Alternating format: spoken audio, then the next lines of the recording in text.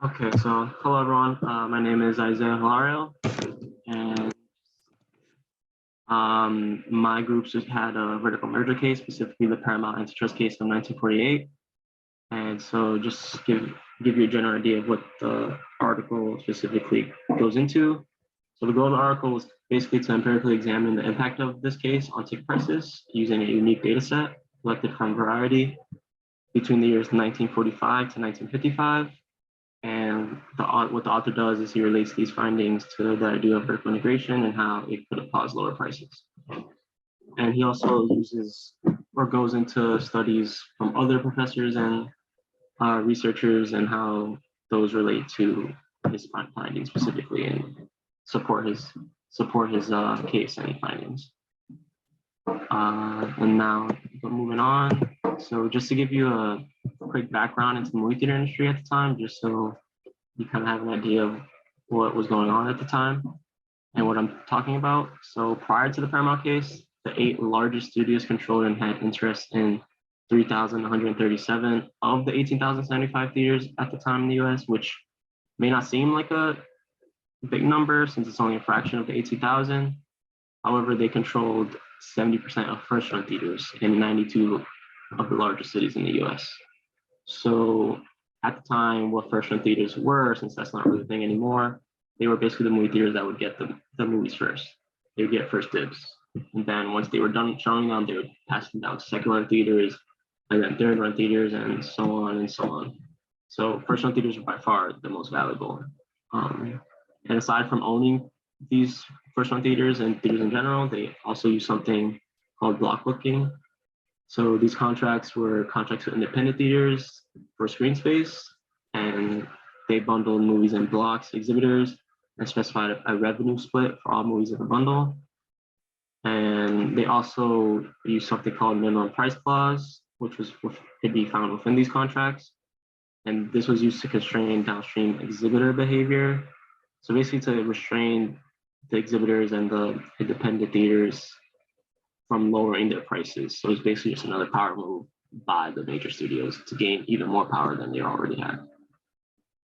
And also the industry was mainly composed of 3 types of agents. You heard me say exhibitors earlier. So there were studios who obviously they made movies. There were distributors who were the middleman basically between studios and exhibitors. And then there were exhibitors who were the ones selling the movies in the theaters and selling the tickets to viewers and so on.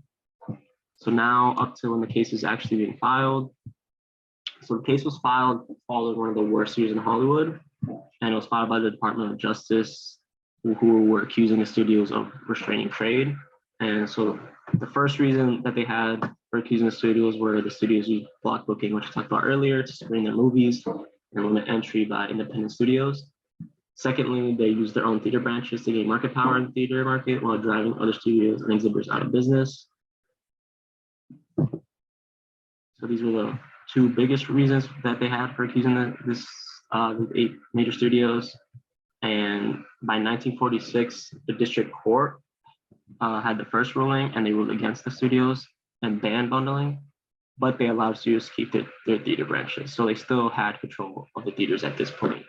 However, then by 1948, the case moved along to the Supreme Court, and they ruled against the studios in May of 1948 and decided to ban bundling and also force the vertical separation of theaters from the parent studios. So this is now when they're not being allowed to own their own theaters and basically have way too much market power within the industry. And now moving on to the aftermath of the case. So as a result of this case, of this ruling, exhibition contracts are now specified to movie and theater and specify movie-specific revenue sharing terms.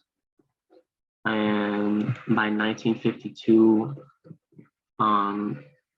Paramount, Warner, Fox, and basically most of the major studios have signed a decree basically to move the case along and they were signing a decree in hopes of keeping a share of their theaters. So basically they knew they were on the losing side and were just trying to find any way to salvage any of their assets.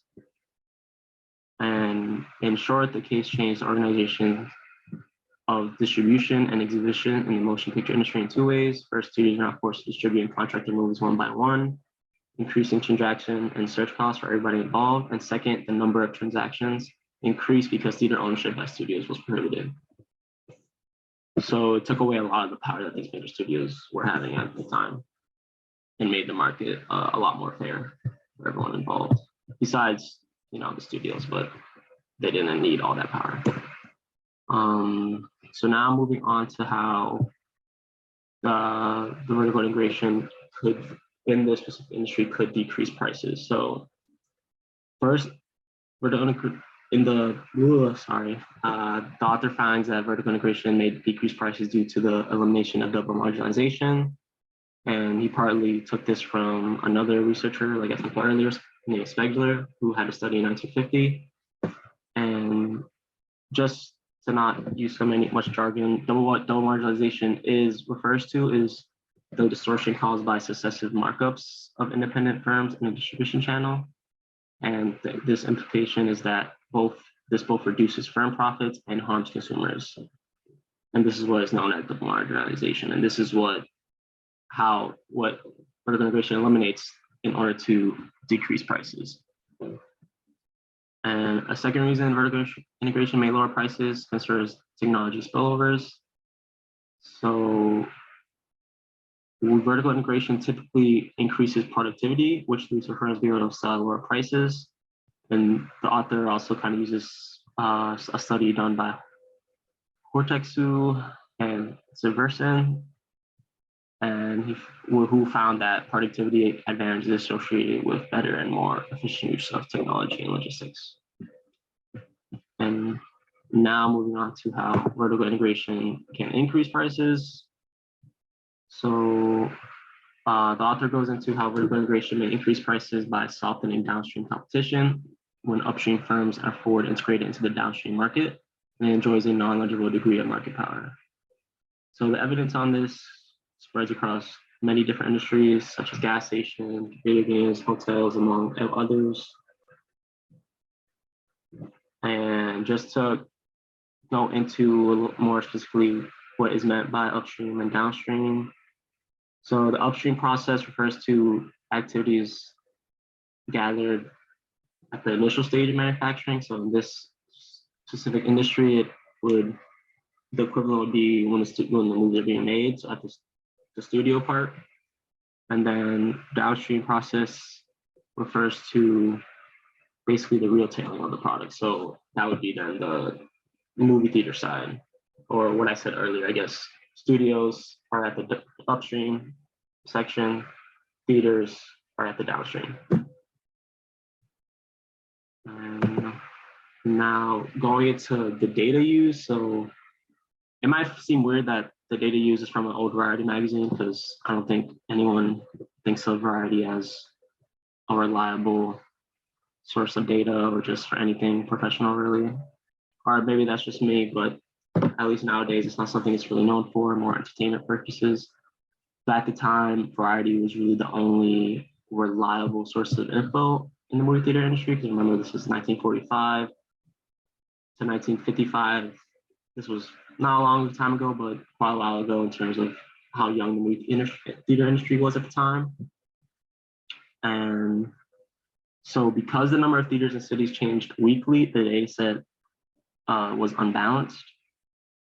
However, there was still a lot of theater repetition in the data, which allowed the author to use the data within theater variation. So he basically had to work with what he had and make sure he was picking the data that actually made sense and wasn't just all over the place. And yeah, that's it for my part. And now passing on to my next group member. Thank you. In terms of empirical evidence, the first method used was cross-sectional regression analysis between vertical integration in ticket prices, box office revenues, and admissions. The first finding from this method was that integrated theaters charged on average 5 cents less per show than independent theaters. The second finding was that integrated theaters collected higher box office revenues and admissions than independent theaters. However, this could be due to, in large part, lower opening costs for integrated theaters. The second method of evidence that was used was the analysis of time trend changes after divestiture. Some of the findings from this method was post-separation, previously integrated theaters increased prices faster than under integration and at the same rate as independent theaters. Unlike prices, admissions and revenue decreased at an equal rate for integrated and independent theaters. The third method of evidence used was the difference in differences controlling for city-specific time trends. The first finding from this method was that due to uniform pricing in this industry, there would not be significant immediate price decreases post-separation. The second finding was that admission sales dropped faster post-separation for integrated theaters, but revenue from box office drops at an equal rate between integrated and independent theaters. The last piece of evidence used were robustness checks regarding movies played in theaters owned by the same studio. And the first finding was that ticket prices in integrated theaters dropped 3.5 to 4.4 cents, regardless of which studio owned the movie. And the second finding was that integrated theaters received higher admissions and box office revenues, regardless of which studios owned which movies. And the last finding was that strategic divestiture, aka studios selling off theaters post-separation at profit maximizing points, did not affect ticket prices in the market. These are some of the key takeaways I wanted to bring up in terms of empirical evidence in this article. The first one is that integrated theaters charge lower prices than independent theaters, leading to higher admissions and box office revenues. After separation, previously integrated studios will have to raise prices faster than under integration. Uniform pricing prevents immediate price changes post-separation in this industry. Strategic divestiture did not affect prices. Integrated theaters that played movies owned by the same studio did not affect ticket prices, revenue, or admissions compared to movies that were not owned by that studio. It's difficult to find data over time in price changes post-division for a multitude of reasons. The first being due to the nature of the price stickiness in the theater industry. Theaters kind of charge verbatim prices across all the films and likely don't even change within a year. They typically had fixed price changes for year-long increments, which is kind of different from like airline industries where you can see price changes just depending on the week. They're all drastic all over the place. It's also hard to compare differences in prices between independent and integrated theaters because oftentimes independent theaters will increase prices following the price changes of formerly integrated theaters. So they'll kind of level out. It also takes up to 4 years to see price changes that were specific to changes in management specifically, which is apparent across all theaters with various reasons for each one in terms of management. Okay, so specifically for Paramount, they had slow price reactions and management changes for possibly various reasons, with stock being probably the most important.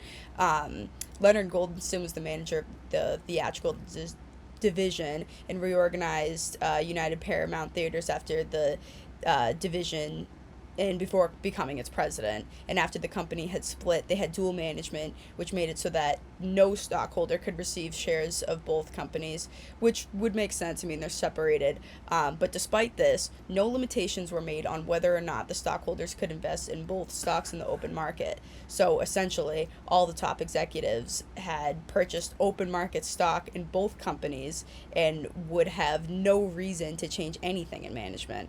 So, you didn't really see many changes there.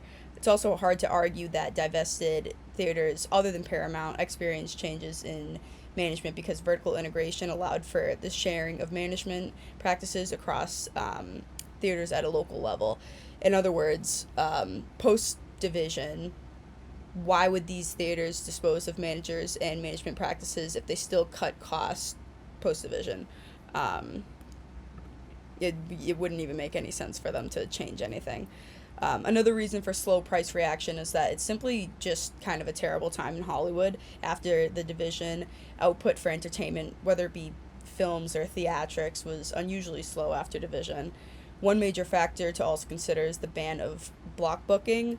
All theaters, regardless of whether or not they were integrated, independent, or formally integrated, would equally compete and show all firms, and all films and top movies, which would make you believe that prices would level across all theaters, but it was instead found that previously integrated theaters would raise prices more quickly than others, which I think uncoincidentally might fall in line with the idea that elimination of double marginalization lowers prices.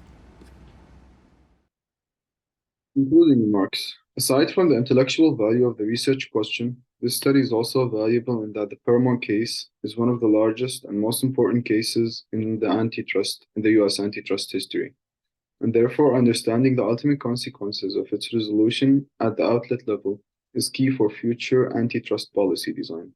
The empirical findings showed that integrated theaters charged 4 cents less for evening shows on average than independent theaters, and that they charged, statistically speaking, the same prices after studio separation. Other results suggest that even though integrated theaters sold more admission tickets and collected more revenues than independent theaters, no difference existed in the rate at which sales and revenues decreased across theaters of different organizational forms. Therefore, future work should examine the relation between vertical integration and product development, along with product placement, using this antitrust case as an empirical application, because these decisions are important sources for consumer surplus and welfare.